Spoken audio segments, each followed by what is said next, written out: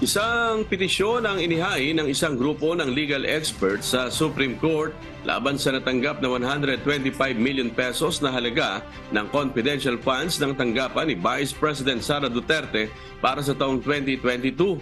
Nais nilang ipadeklara bilang unconstitutional ang ginawang paglilipat ng pondo ng Malacanang sa tanggapan ng pangalawang Pangulo. Kabilang sa mga petitioner ay ang dating spokesperson ni former Vice President Leni Robredo na si Barry Gutierrez, tinanggal na Finance Undersecretary Shelo Magno, Christian Monsod at Gus Legman. Pakinggan po natin ang pahayag ng isa sa mga petitioner na si Attorney R.P. Santiago.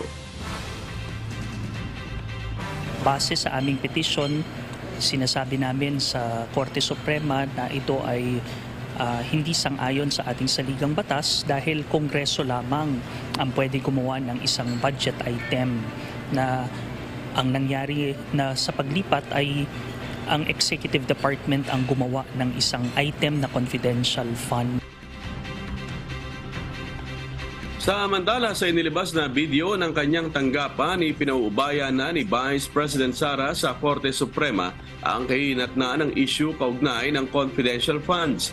Matatandaan na inaprubahan ni Pangulong Ferdinand Marcos Jr. ang hiling na 125 million pesos na halaga ng confidential funds para sa Office of the Vice President noong 2022.